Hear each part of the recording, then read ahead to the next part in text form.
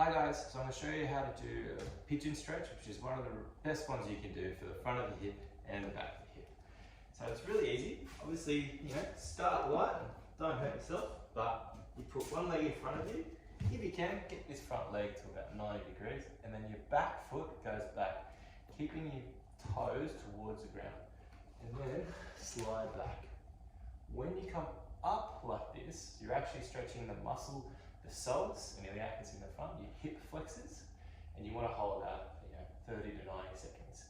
You only need to do about 5 minutes of stretching a week for it to start to show good effects. So, if you can do a minute a day, 5 work days a week, you're going to start to see some improvements.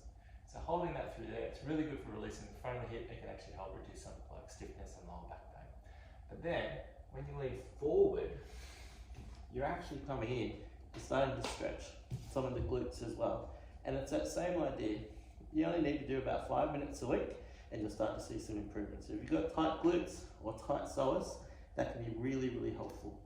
The other thing that you can do once you've done that is if you come up, if you're not quite finding the right spot in the front of the hip, maybe there's a little bit of the abductors as well.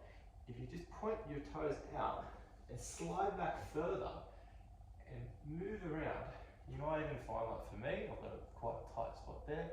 I'll find the exact spot that's been tight all day. And if I just hold that for 30 to 90 seconds, give that a little bit of a release, turn the other way, and then coming up, back up like that, I feel a lot better.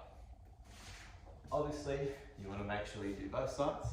So from this angle, if you can, have your knee about 90 or moving like that. Leg goes back, toes to the ground, starting forward and then coming up nicely. So sometimes you can put a little bit of a block underneath there to make that easier for you, but when you feel better, coming up like that, a little bit more purchase. And that'll start to stretch that through the lower back and the front of the hip. As always, moving forward, holding for 30 to 90 seconds, coming back. So if you do that 5 days a week, a minute each side, statistically you'll start to see some improvements. I like to add in that little abductor stretch as well, and it's really kind of helpful. Hope that helps, guys.